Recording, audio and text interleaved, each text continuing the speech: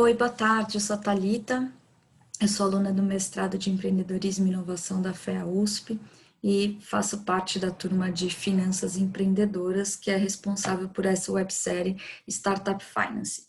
O meu artigo, ele é um artigo escrito por dois professores de Harvard e uma professora do MIT, que tinha como objetivo entender as consequências do investimento anjo no sucesso ou não das startups.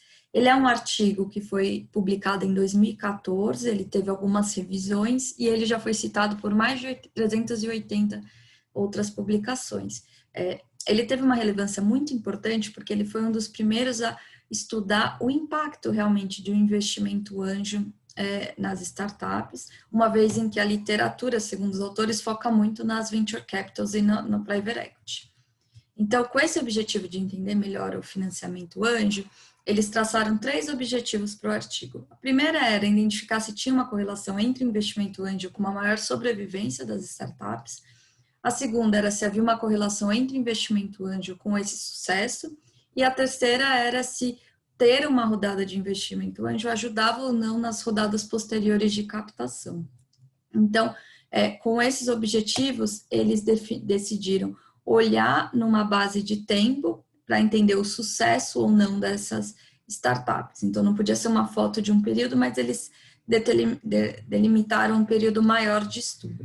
E aí, para conseguir fazer essa amostra que permitisse fazer o estudo, eles foram falar com os Angels Groups, que são as associações de anjos, grupos de anjo, que foi um fenômeno recente, que começou no meio da década de 1990 nos Estados Unidos, e que basicamente são grupos de investidores anjos que decidem fazer investimento juntos, que decidem analisar essas empresas juntos, porque tem alguns benefícios, né? Então, você consegue, fazendo o investimento via Angel Groups, fazer investimentos maiores do que o anjo conseguiria de forma individual, ele consegue fazer mais investimentos nas startups, diminuindo o risco, então ele faz mais investimentos com valores menores, e assim ele diversifica o risco dele.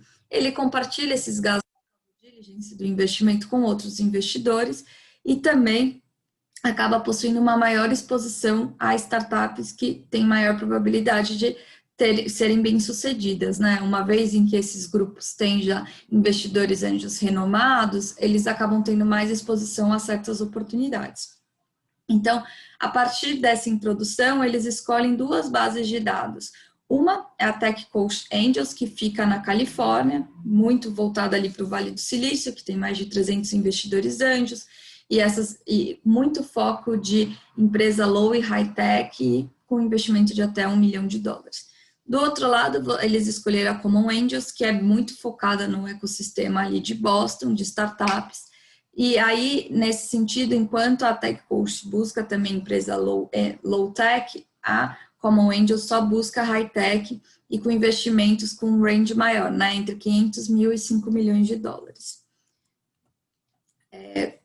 Explicando um pouquinho o que era a Tech Coast e a base de dados, o que eles analisaram, né? Eles tinham 2.500 startups que foram analisadas por essa associação entre 2001 e 2006, e o que a base fazia logo de cara era separar as startups que receberam investimento das que não receberam. E também quantos anjos tiveram interesse em cada deal que recebeu ou não investimento.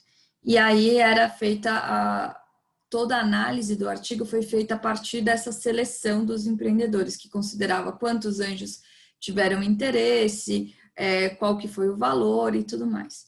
Aqui eles mostram no artigo o processo normal de investimento anjo, é um screening que não diferencia de outros angels groups, mas só para focar, né, que eles estão olhando bem esse screening, que é a fase 4.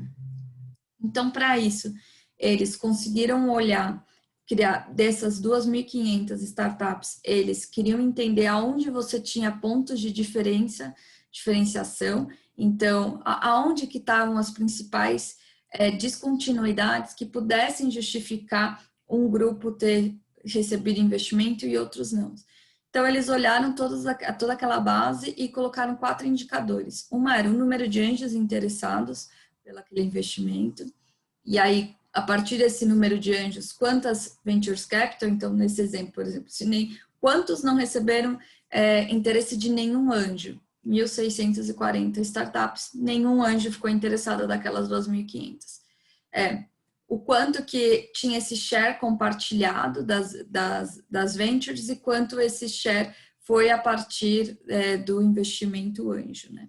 E aí, quando eles olharam esses dados, eles viram que nessa margem de 15 e 19 anjos interessados para entre 20 e 24 anjos interessados, eu tinha um ponto de descontinuidade muito forte. Ou seja, tinha um ponto crítico no qual havia um aumento dos anjos interessados, do que acabava acontecendo de aumentar a probabilidade daquela startup ter financiamento. E aí os autores, o que eles fazem? Eles traçam essa linha e citam, né, que você tinha os abaixo da linha, que era o below border, e o acima da linha, que era o above border. E para desclassificar qualquer outlier ou qualquer problema na amostra, eles desconsideraram as que não tinham nenhum interesse. Então, eu tinha um número muito grande de startups que nenhum anjo se interessou, e eu tinha um número muito pequeno de startups que praticamente todos se interessaram. Então, eu tiro os extremos e consigo analisar apenas esses dois grupos, os que estavam acima e o abaixo da fronteira.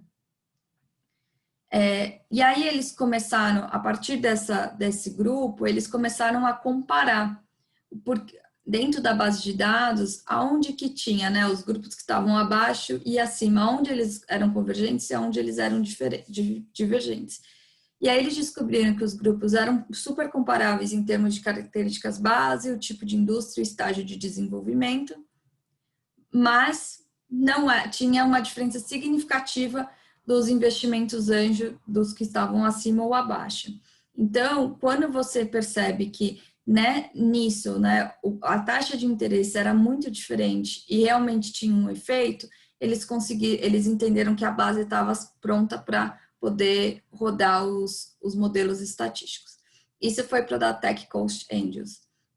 Na segunda, que é a Common Angels, eles analisaram uma base de cerca de 2.000 startups, e no mesmo período, né, até finalzinho de 2006, início de 2007, e só que essa base de dados, ela tinha uma diferença grande da anterior. Ela não considerava o número de anjos interessados por deal, mas ela tinha um histórico de pontuação que tinha a nota com que cada anjo deu para as startups que se apresentavam. Eles tinham os cafés da manhã rotineiros, no qual essas startups se apresentavam para os grupos de anjos. Então, a partir desse histórico de pontuação, eles conseguiram também descrever quais eram as startups que mais recebiam ponto das que menos recebiam ponto. E aqui um dado interessante é que apenas entre 2 a 3% das startups que apresentaram o pitch receberam investimento por esses anjos. Então, o que ele fez? Né? Essa aqui era a ficha que normalmente os anjos tinham que pontuar depois do pitch. E eles pegaram todas as notas e, da mesma forma como eles restringiram a pontuação da Tech Coast Angels, aqui eles também colocaram que eles só considerariam 80% da pontuação máxima possível e superior de pelo menos 20% do anjos. E aí, com esse trabalho, ele chegou numa base de 43 startups. Ou seja, quando eu elimino quem tinha muita nota e quem tinha pouca nota, eu consigo também definir qual era essa fronteira, como eu fiz na Tech Coast, como eles fizeram na Tech Coast. Então, isso aqui é um pouco do que eu falei, né, para definir os border groups. E eles consideraram o quê? Quem recebeu 6 ou mais anjos, que significava nota 10, são considerados acima, e as startups que receberam apenas notas de 5 ou menos anjos eram considerados abaixo dessa fronteira. Ou seja, nos dois casos foram desconsideradas praticamente 90% da base. Então, eles conseguiram, assim, garantir estatisticamente que as bases podiam ser comparadas. Então, eles somaram essa amostra final, que foi de 130 startups, e aí, como eles já estavam equalizados, eles puderam separar por indústria e separar quem estava acima ou abaixo dessa fronteira. E aí, as empresas foram analisadas em 3 categorias. O primeiro objetivo, né, que era sobrevivência e sucesso das startups, o segundo, que era operação e crescimento, e o terceiro, que era investimento e financiamento. Para indicar a sobrevivência ou sucesso da startup, eles definiram um indicador binário, ou seja, a empresa existe ou não, sim ou não, e um indicador primário se ela tinha feito um IPO ou uma aquisição bem-sucedida. Na questão da operação e crescimento, eles levantavam qualquer número de empregados, a questão de existência de patentes ou não, por que isso era importante? Porque eles olhavam high-tech startups, né? Então era importante saber disso. E número de acesso ao website. E aqui eles fazem um grande disclaimer, né? Trazendo o quanto que esse acesso ao website era uma métrica frágil, mas era uma métrica que eles achavam importante considerar, uma vez que você não tinha informações disponíveis em número de empregados ou de patentes de todas as startups. E aí, o indicador se ela tinha recebido investimento ou não após o anjo. E aí, o que eles descobriram, que é muito interessante, é que as startups que receberam investimento, anjo, elas têm 20 a 25% mais chances de sobreviverem por pelo menos 4 anos. Então, ou seja, mostra essa correlação entre o investimento e o indicador de sobrevivência. Elas têm de 9 a 11% mais chances de terem tido uma saída bem-sucedida, que aqui eles consideram um IPO ou uma aquisição. Ela tem 16 a 19% mais chances de serem bem-sucedidas. Quando estou definindo esse sucesso, por ter pelo menos 75 funcionários ou ter feito uma saída. E aí aqui é interessante que ele demonstra que não há uma correlação clara entre o número de funcionários e os indicadores de sobrevivência quando eu estou falando de mais de 50 empregados ou mais de 100 empregados. O número ideal realmente é mais de 75 empregados que você tem uma correlação estatística. Aqui ele mostra, né, a correlação entre os investimentos e os indicadores de operação. Então, significa que quem recebe investimento anjo tem 19 a 20% mais funcionários, 16 a 18 chances de terem patente dos que não receberam e 32 a 39% mais acesso aos websites. E aqui acho que é um dado muito interessante, quando a gente está falando de financiamento das próximas rodadas, as startups que receberam investimento, elas têm 70% mais probabilidade de receber alguma forma de financiamento nas rodadas posteriores das que não receberem investimento anjo.